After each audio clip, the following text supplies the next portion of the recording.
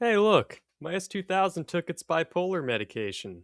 Ever since the first generation of the Mazda Miata, Mazda has put just a little tablespoon of horsepower on with each generation and each mid-cycle impulse. Little drip, big drip, then take a little bit back. Well, with the ND3, they just flipped over the ladle.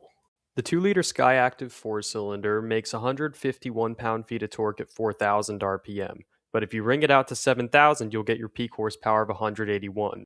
Whilst 180 horsepower feels like an absolute snooze fest in the Accord we reviewed, in this car it goes a long way.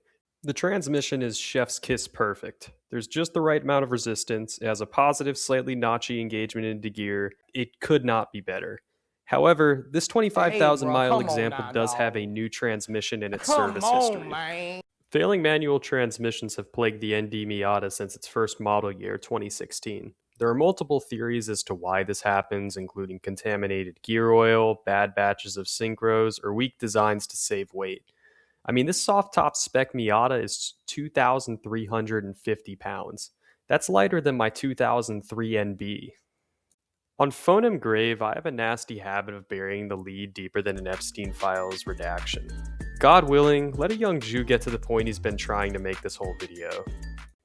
The power to weight ratio of this car is pretty nutty. It's about on par with the 2005 Mustang GT.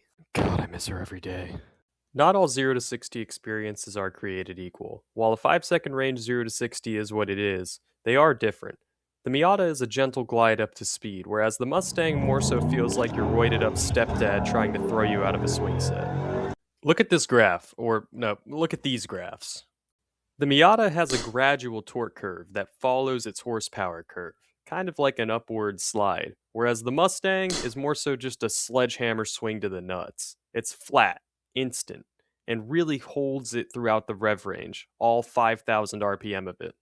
The ND Miata is the first generation of Miata to come with electric power steering, and you certainly feel it. It's a little more numb than previous generations, however, it's not bad. It feels like an F chassis BMW, light, and it tells you what's going on, but not as clearly as, let's say, an NB2 would. To address the elephant in the room, the GR86 does feel like a better performance car at the limit. It's a little more firm, whereas the Miata kind of leans into corners like an awkward photobomber. However, the Miata has a superior drivetrain. The inline 4 is a lot more smooth, and so is the transmission. The Boxer 4 in the GR86 feels like it's going to shake itself apart, the transmission's a bit awkward, and the torque dip is real. The Miata would be my pick of the two. The GR86 is just a touch too hot boy, whereas the Miata, it gives whimsy.